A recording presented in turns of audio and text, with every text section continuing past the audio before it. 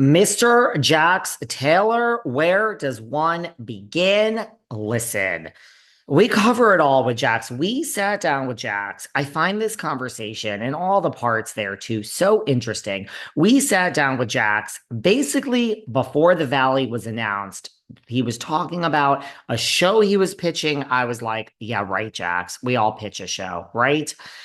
It was the Valley. Who knew? So before Scandival, before the Valley, before his separation from Brittany, we sat down with Jax. Now, I'm going over these videos. I'm going over this chat, and I find it so interesting. These have never before been seen. Well, we're going to share these with you. I find it so interesting looking back because I mean, I also don't think the Valley, no shade, would have been greenlit if it wasn't for Scandival. I've said that before. So this was before all of that. So when Jax was talking about the show he was pitching, I was like, yeah, right.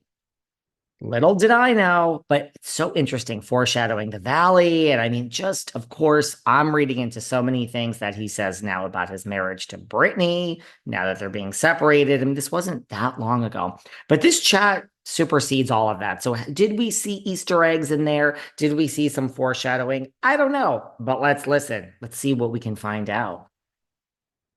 From what I see, from what I tap into on the show, I've been around, I've been here for 20 years, and there's a lot of people on there I've never seen before that are so-called friends now. So I'll leave it at that.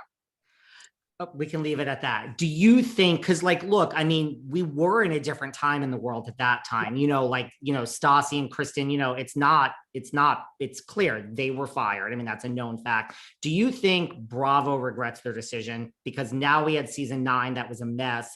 It is a bit of a different world now. Like, do you think Bravo regrets their decision? No, they're very smart over there. They're good people. They have a mission, they have a mindset. They probably wanted to shake things up a little bit, and they had to do what was best for them. And like I said, I was just so glad and appreciative that they had me on there and they chose me to be on for the 9 years that I was on there. I was so grateful. My wife is so grateful. We were just so blessed. We love everybody there. They had a reason for what they did, and we had our reasons and our concerns. And we try to go back and forth and see what would work and what wouldn't work. And this is just for the best. It's no ill will. We're friends with everybody still. And like I said, you'll film it. They'll film an episode now. This is going to show you what it is. Like they'll be filming something, and then as soon as they turn the cameras off, the actual OGs people are the ones that are hanging out. Like for instance, this weekend I was hanging out with them. I was with Tom Sandoval this weekend, with Lala, with Scheana. That's the real, in my eyes.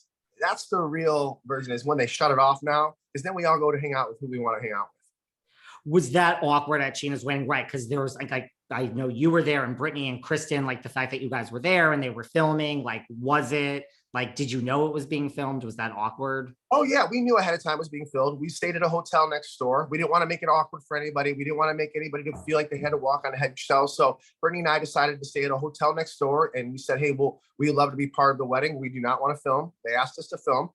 They came to us. They called us like a week before. Jax and Brittany, would you guys be willing to be part of the wedding? And we declined. Nothing, no hard feelings. It's just we wanted to go a different way. And but we did want to be a part of Scheana's wedding if we were invited, and we were. We had a great time. Of course, I had a little bit of nerves coming in because I'm going to see all the camera. It's more about the camera guys, the production guys, the grips, and all them. I haven't seen them in years, and they were a big part of my life for 10 years.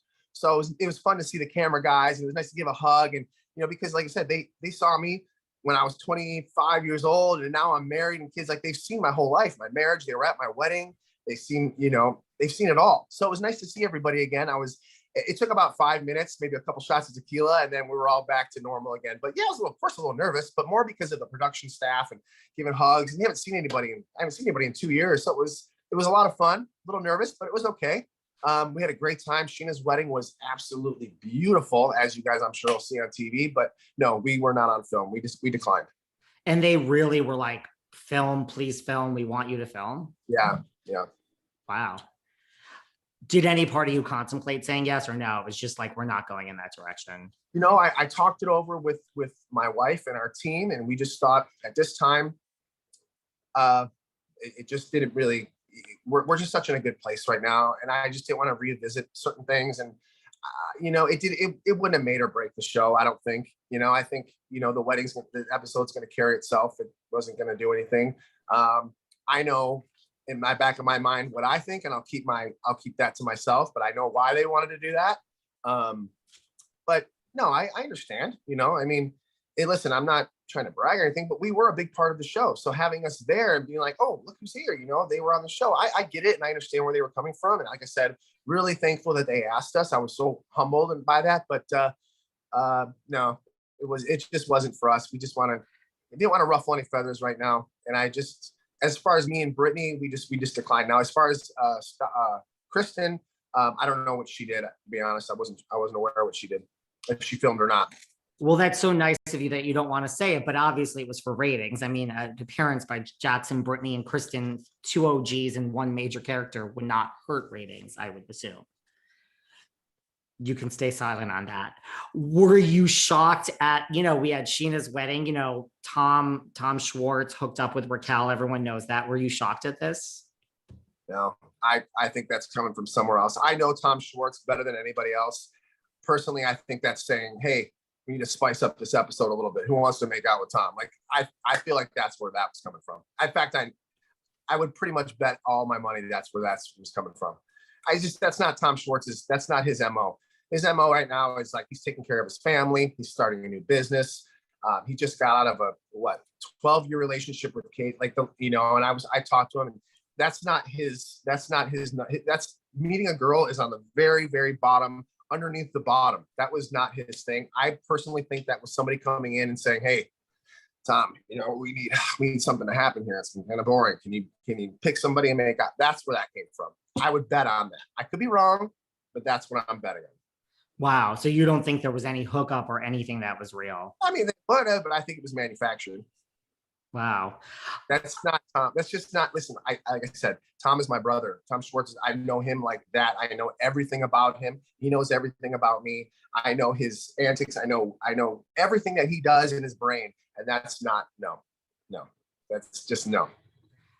I believe you, you know. Well, in all these things you have going on and all these shows you're pitching, you should really consider just being a TV producer, whether you're on camera or not. You have a lot of great ideas. You know, that's so funny you talk about that.